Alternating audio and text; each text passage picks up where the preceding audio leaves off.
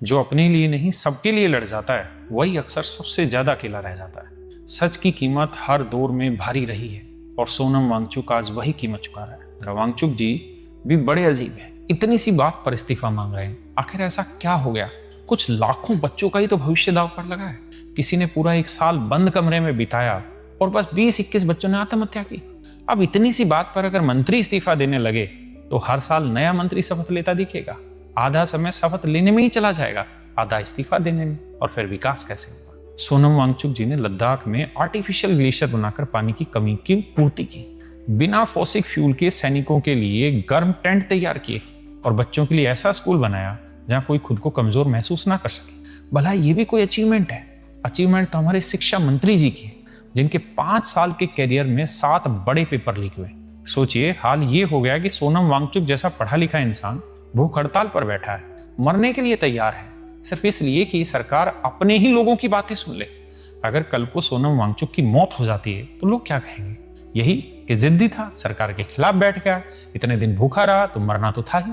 कुछ लोग इसकी तुलना अन्ना हजारे आंदोलन से कर रहे हैं, लेकिन दोनों समय अलग है। तब लोग किसी के अनशन पर बैठने से बेचैन हो जाते थे, लोगों को फर्क पड़ता था, इसलिए सरकार को भी डर लगता था। आज न लोगों को फर्क पड़ रहा है न सरकार को डर है। चाहे कोई इसे ड्रामा कहे या नौटंकी, लेकिन जो मांग उठाई जा रही है वो गलत नहीं है। नीट ही नहीं, ऐसे कितने पेपर लीक हुए हैं, कितने बच्चों की मेहनत बर्बाद हुई है, कितने परिवार टूट गए, कितने बच्चों ने अपनी जिंदगियां खत्म कर ली। शिक्षा में भ्रष्टाचार के खिलाफ आवाज उठाना राजनीति नहीं है, ये देशभक्ति है। लेकिन आज हमारी देशभक्ति क्या रह गई है? साल भर कुछ नहीं बोलेंगे, लेकिन जब 15 अगस्त आएगा सब लोग तिरंगे वाला स्टेटस लगा देंगे। देशभक्ति सिर्फ स्टेटस लगाने से नहीं आती। देशभक्ति तब होती है जब देश के बच्चों के साथ गलत हो और आप चुप न रहे।